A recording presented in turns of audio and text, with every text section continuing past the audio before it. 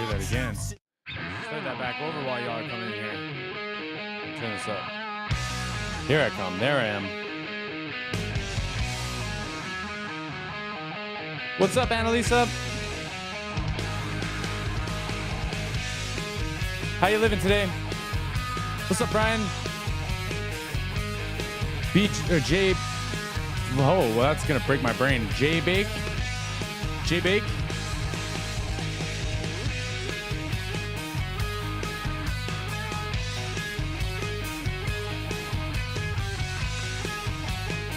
What's up, John?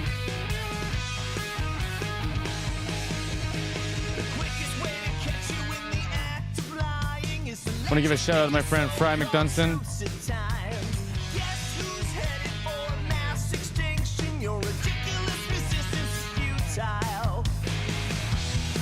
Welcome, everyone. What's up, Bebop?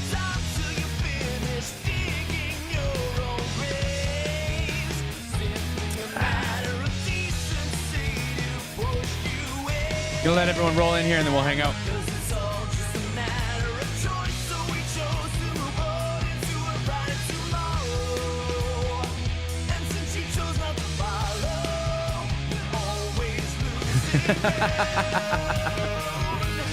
Yeah.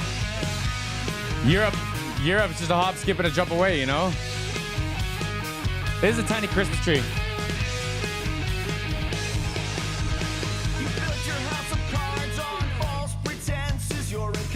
There we go.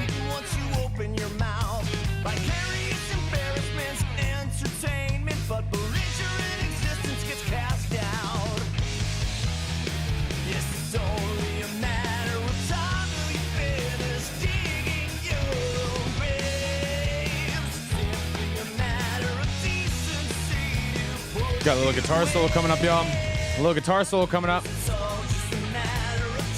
Does this work? Oh, yeah, this works. Welcome, everyone. It's going to let everyone roll in. We're going to let the song finish, and then we're going to do the breakdown, the LA breakdown. No, it's not all about the size, is it? Come on.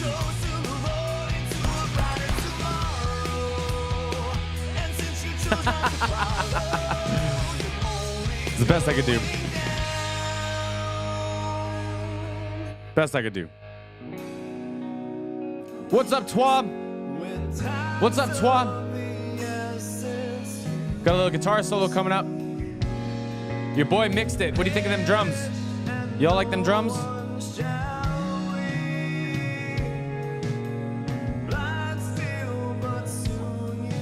Little stereo delay on there. Okay, guitar solo, y'all. Turn it up. Turn up your headphones.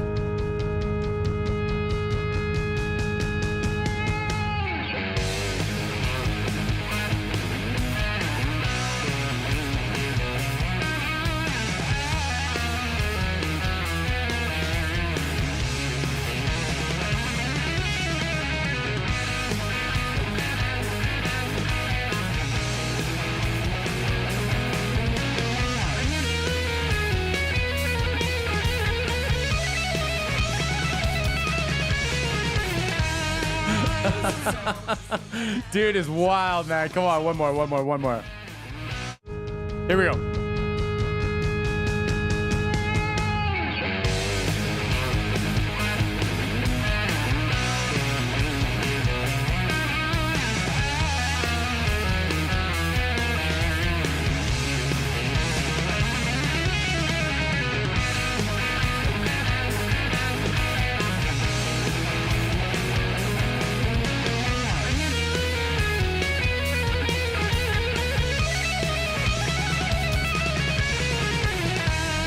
Dude's a tank, man. My goodness. My goodness.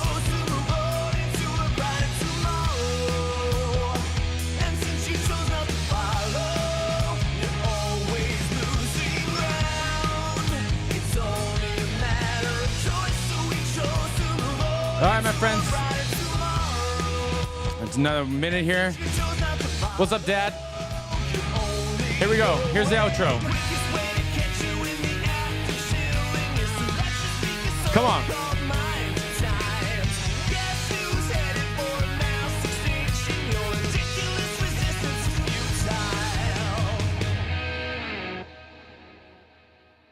Come on, man. Come on, man. How fantastic was that? Shout out to Fry McDunstan. I'm actually around for a live stream for once. Hey, the Juggernaut, what's up? What's up? It's going to be a quick one today. We got lots going on today, but I wanted to do this live. The last one, man, we had so much fun on the last one with Danny's. I wanted to do this live with y'all. I wanted to hang out. I got the chat on the screen. Come on now. Come on now. Welcome, everybody. Come on. Let's get some sounds in here. Let's get some sounds in here. Welcome, everyone. I'm glad you could all make it. I'm glad you all decided to have your spend your morning, afternoon, evening with me. I thought that this was going to be a longer video. I might play it at 0.75 speed to stretch it out a little bit. John Hawkins, I appreciate you. Don't forget to hit that like button. If y'all would like to support the channel, you can just like and share this video. If you do want to take it a little bit further, I got a Patreon. I got a PayPal link if you want to send me some requests. I started a wish list, which I didn't think I would ever do. Started a little goal. I thought I'd invite y'all to help us out with the wedding plans. We're planning on getting married in either... It's going to kind of depend on when my grandpa is all like good because he's got some stuff going on. So I got to make sure that all that's in order. Either June or July. But anyway, that's all the YouTube stuff. Let me pull this up. Let me make this full screen over here. Y'all don't need to see the rest of my screens. We ready, y'all? We ready? 0.5, stretch it out. I got you. I got you. Welcome, everyone. 25 of us in here. 14:30. So the 2:30. Yeah, wow, okay. It's Calgary dump of snow they keep talking about. It's raining here right now. Right now it's raining. It's trying to snow, but it's raining right now.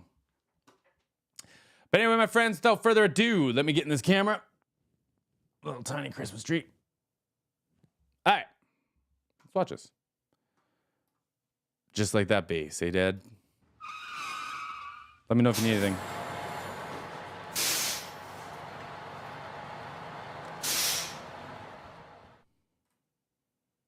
Hi, my name is Alejandra Villarreal, and I am the bass player of the band. Say that once more. Say that once more. Also, I'll have this video in the description box after this, and I'll have it pinned in a comment below. They've been great. They let us react to this stuff, and they actually came and watched my video and commented on it before. So I will have the link to this in the description box and in a pinned comment after this video.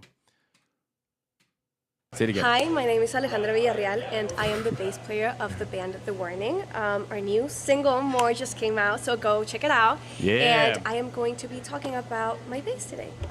This is my bass. This is a custom USA bass. It's an NS5 XL. I am a Spectre artist. I designed this bass with them. So, like, I think she said LS5. So that just means it's a 5-string. They might have like LS4, might have LS6. It just means it's a 5-string. NS5 XL. I am a Spectre artist. I designed this bass with them. Everything from the wood and the beautiful looking. The material, the color, everything. Every step we did it together. To the inlays, which is the this is our logo. So everything we did together, and I really love it. We did special wood in the back. I think it's redwood to make the bass lighter because most of their basses are extremely heavy, and so I just wanted to make it a bit lighter, but it's still great wood for the sound of the bass, and I feel like it's just perfect for everything we do with the band. So yes, I love it. Beautiful, beautiful guitar. And inlays, like doing custom inlays is really expensive. I knew a guitar player. And mind you, he wanted to get the guitar redone. Like it had regular inlays. He wanted to put lightning bolts in it. He's in an AC/DC tribute band. It's like $1,000, man, just for the inlays. Like it's crazy. Like it's just perfect for everything we do with the band. So I want to hear what she said about the wood. And so I just wanted to make it a bit lighter, but I think it's redwood to make the bass lighter because most of their basses are extremely heavy. They're really heavy, yeah, really heavy. And so I just wanted to make it a bit lighter, but it's still great wood for the sound of the bass. You can see the and padding like in her strap. Perfect for everything we do with the band. So yes, her strap is like extra padded. I started using a 5-string bass like maybe 3 years ago now, 4 years, and I quite love it. A fan actually gifted me a Spectre bass, a 4-string Spectre bass, like 5 years ago maybe, and since then I've loved Spectre, and I'm really proud to now own a custom bass. You can actually get this design, which is called Alice Inferno, in the Spectre website, and I also Sounds cooler when she says that too. We just released a signature model, which is my model. It's a 4-string bass, and it was inspired by this original bass that we designed with Spectre. So yeah, and it also has my signature in the back, which is awesome. I love it. And the gray on the last back thing that we nice. just added to this bass are lights.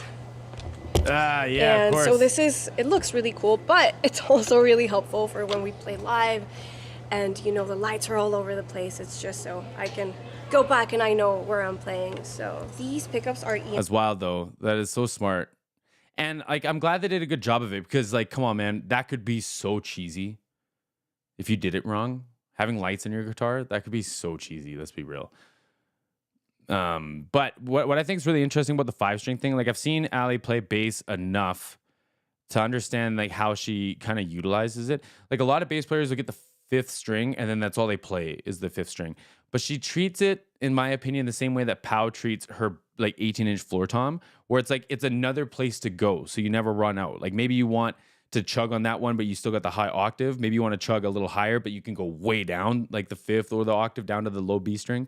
And it's the same with her with that 18-inch. Like she can do the 16-inch and it sounds like a floor tom, but she can still go lower going down to the 18. Like it's not you're just riding on the 18 because it's low and thick. It's more like what does the moment need and how can I still make it move? Like I always have like headroom almost, right? I think that's more how she approaches the B string rather than it being just lower and heavier. Like, you know what I mean? Like it's more artistic than that. MGX pickups. I have, well, 2 normal knobs and a stack, I think, knob. That's how they're called. So you can spin the bottom half or the top half of that. And this is regular volume.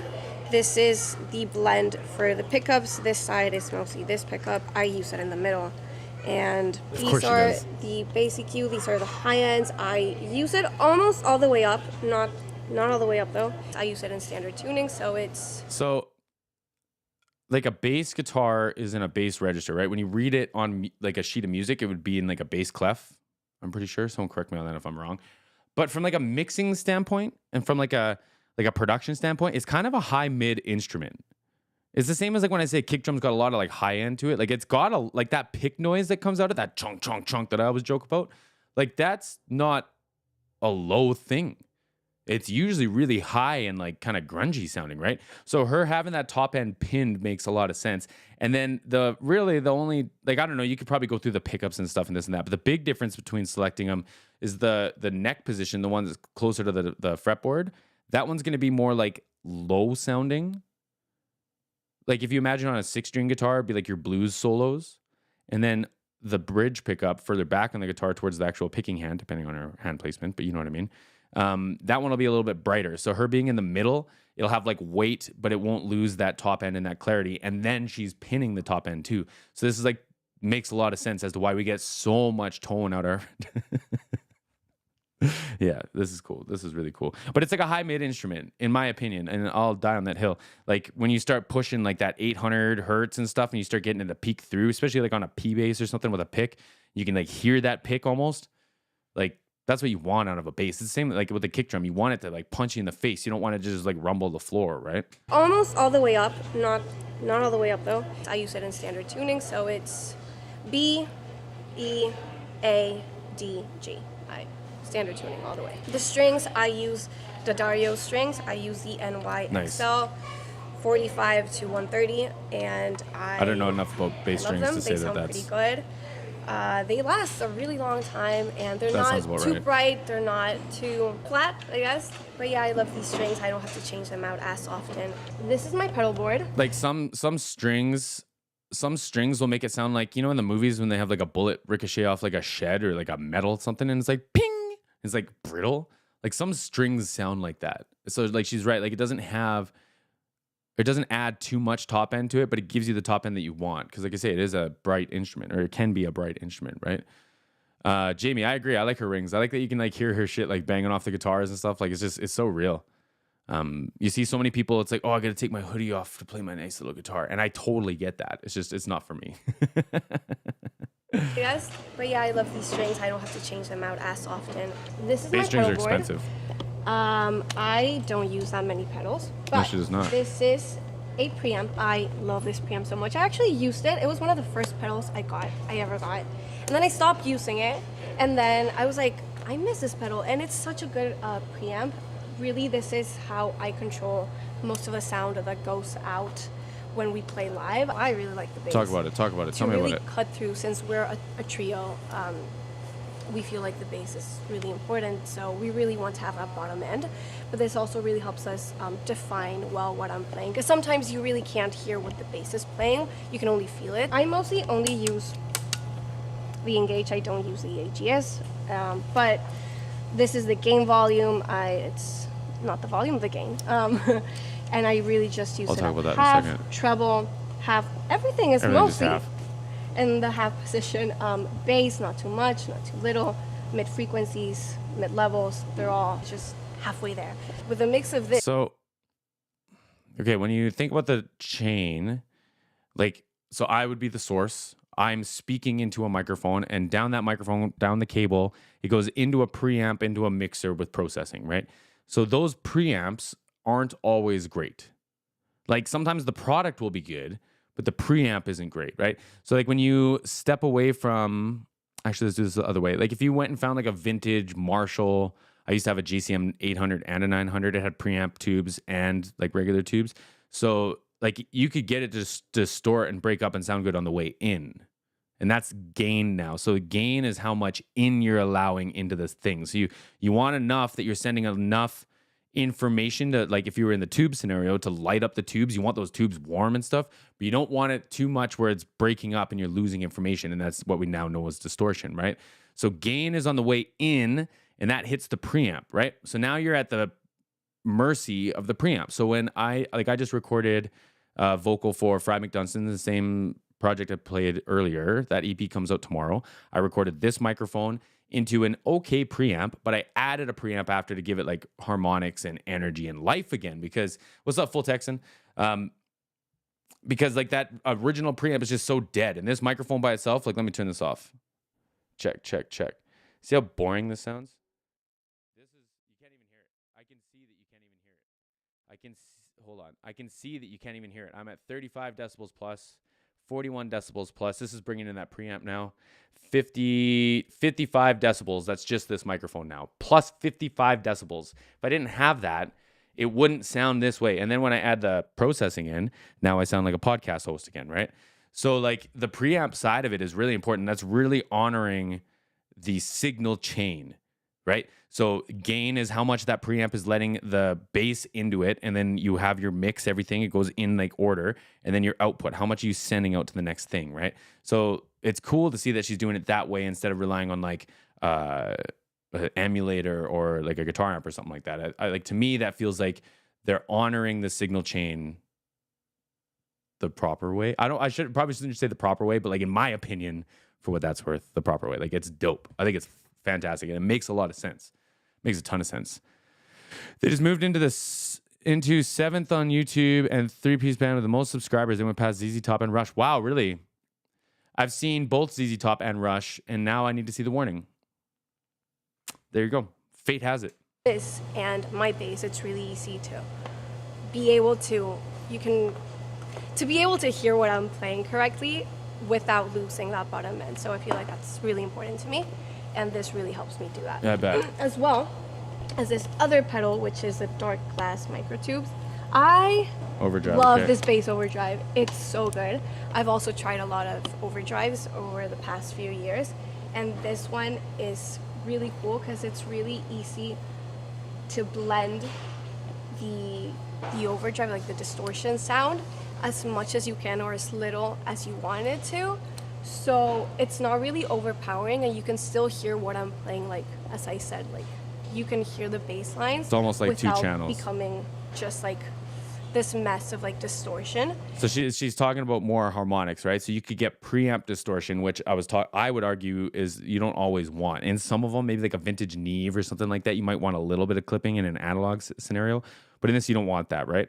So if she wants any distortion, she doesn't want it from the preamp, from the guitar going into the whole circuit. You don't want it to clip there. You want it to clip later when you can control it. And what she's talking about is the wet versus the dry. So the dry being the regular bass sound, the wet being the distorted sound, you can blend it. Maybe you only want an eighth of it to be distorted, just barely peeking in there, but that's going to give you those top kind of chunky stuff out the top like I was talking about. It'll give you some fatness to it. So like when we get into analog equipment, like a lot of equipment was used sometimes just passively just to get the circuit sounds because it would like bring it to life, right? So I think like that's almost what they're getting up to. Like I like the way that the preamp sounds, so I just have everything left at noon. I'm just letting it pass through it because it just makes it sound better. And I like that. I really, really, really like that. What do we got here? She is a great musician and very humble. I was in the meet and greet last October.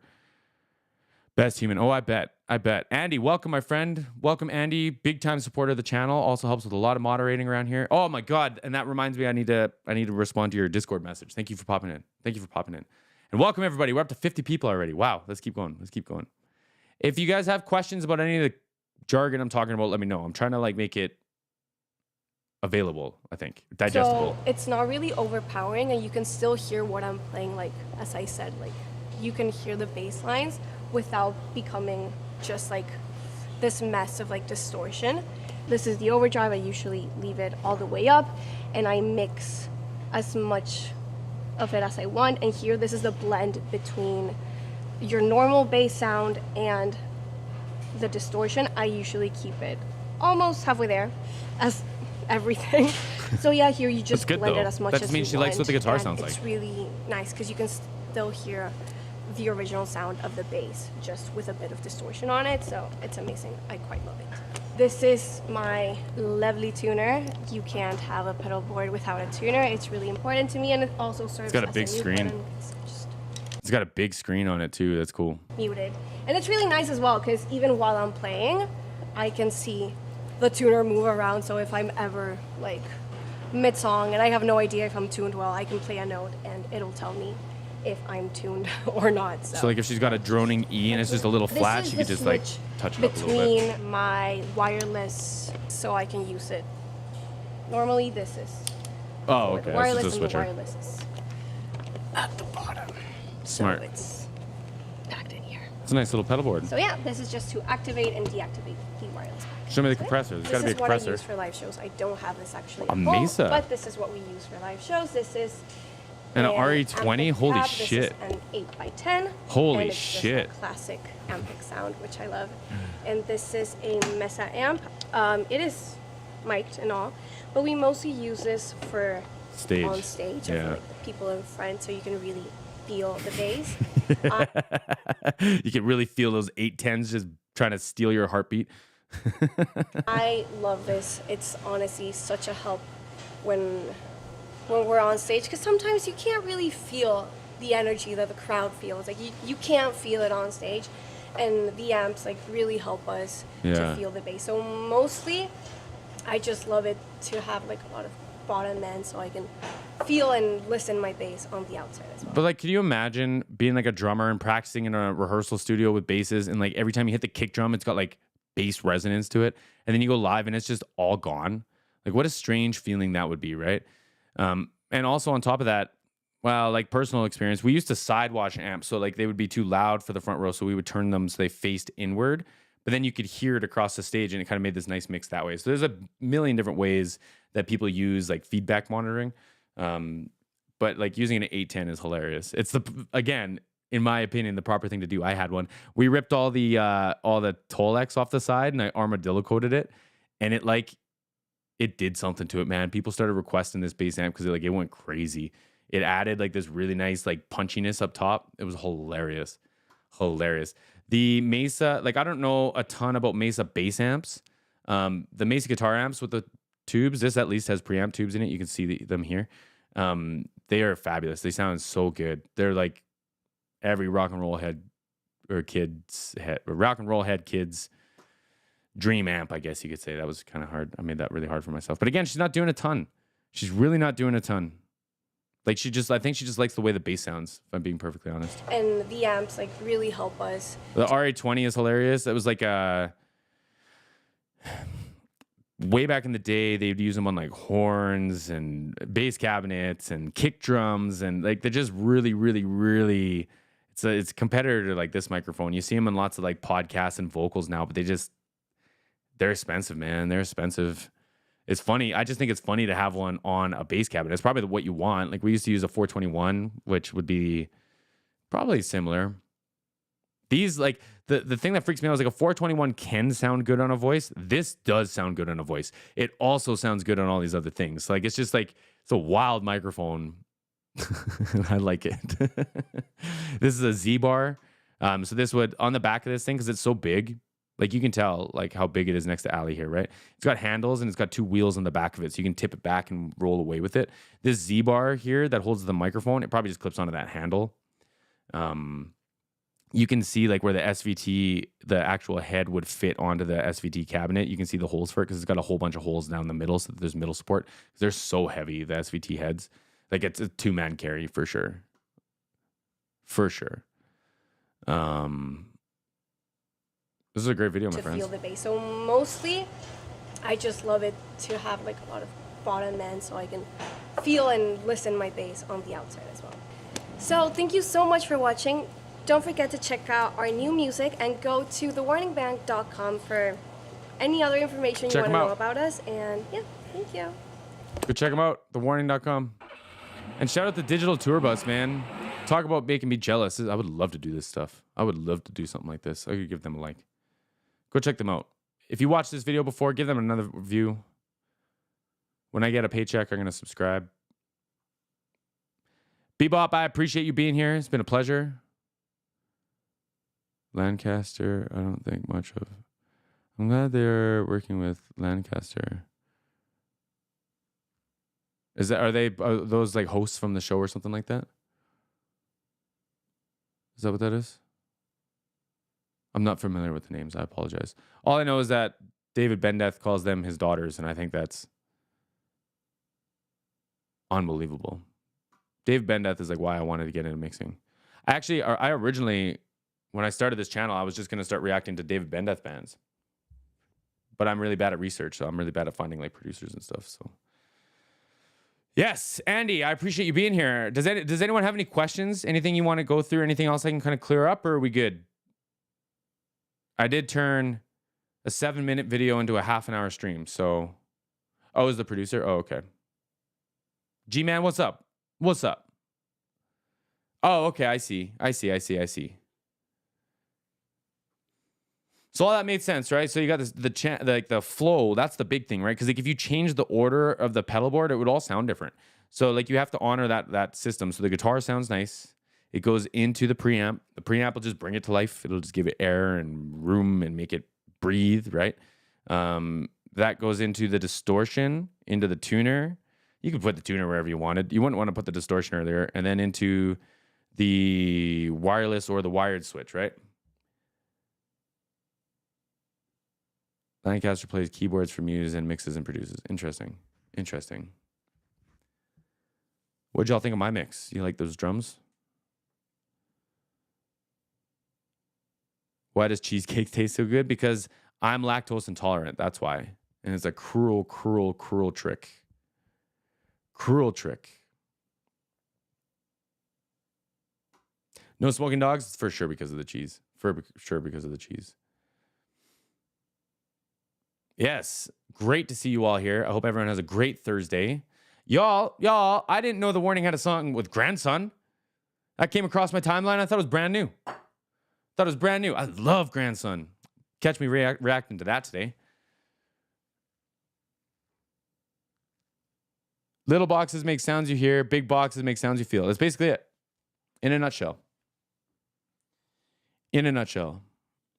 I also wouldn't be surprised if the preamp pedal helped the wireless sound a little bit better because they're kind of notorious for not being able to transmit a ton of information. And again, I'm out of the loop on those. I haven't had a new wireless system in like a minute, but yeah. The new EP comes out tomorrow.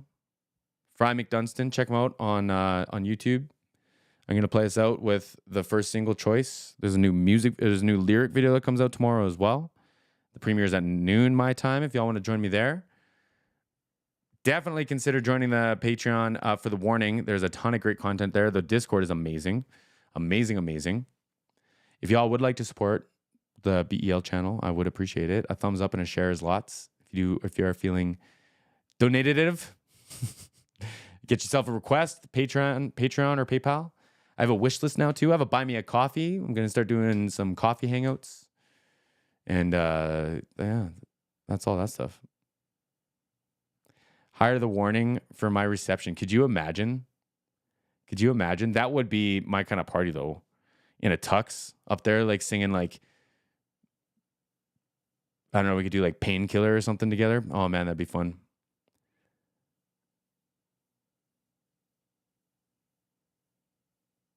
Oh, were they? That's too bad. I saw Grandson open for one of my favorite bands, and he put on a hell of a show. The recordings are kind of whatever. The live show is wild. The live show is like a punk show. But if they were being not super friendly, then I'm good. I'm okay. Okay, my friends, I appreciate everyone hanging out. I'm gonna play y'all out with a little choice. Fry McDunstan, check out these drums. Check out these drums. Little inspiration on these ones. Felt good, let me tell you.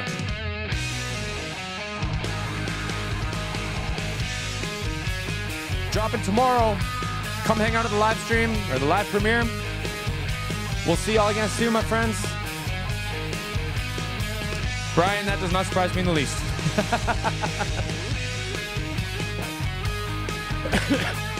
Excuse me. Have a great Thursday, everybody. See y'all again soon.